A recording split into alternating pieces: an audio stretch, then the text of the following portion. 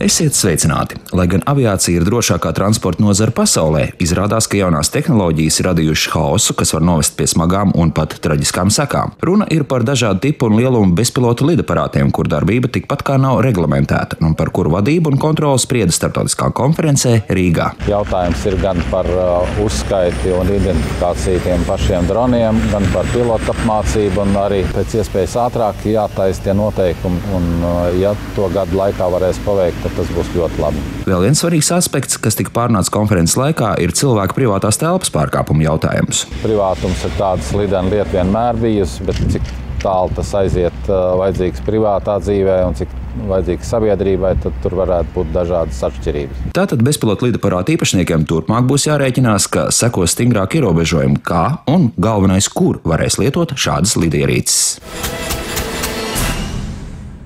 Lai novērtētu, cik efektīvi tiek izmantot Eiropas kohēzijas fonda līdzekļi Latvijā, Rīgas šķirotavas stacija, kur nobeigumam tuvojas šķirotavas uzkalnu modernizācijas, savas vizītes laikā apmeklēja Eiropas transporta komisāra Violeta Bulca. Redzētais viņu patīkami pārsteidza.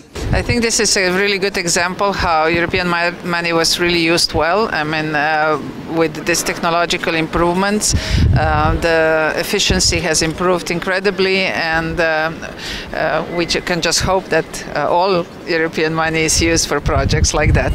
Tas, ka Eirokomisārs vārdi nav tikai pieklājības frāzes, liecina fakts, ka Eiropas Savienības transporta infrastruktūras attīstības projekti bieži netiek pabeigti laikus, vērojams līdzekļu pārtēriņš, kas nerad beidzas arī ar nopietniem skandāliem. Jāpiezīmē, ka šogad bez šķirotavas stacijas modernizācijas pabeigšanas valsts akciju sabiedrība Latvijas dzelzceļa projektos paredzēts apgūt 160 miljonu eiro lielas investīcijas, no kurām liela tiesa ir Eiropas Savienības kohēzijas fondu līdzekļi.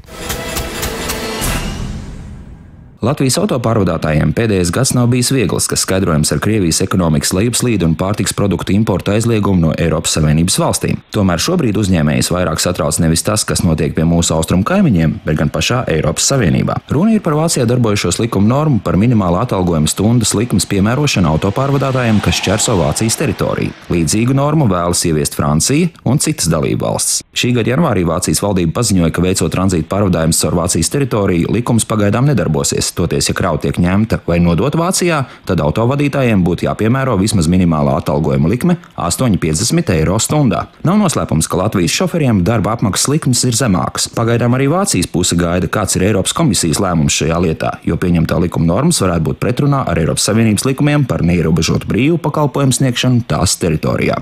Visu labu un līdz nākamajai pirmdienai!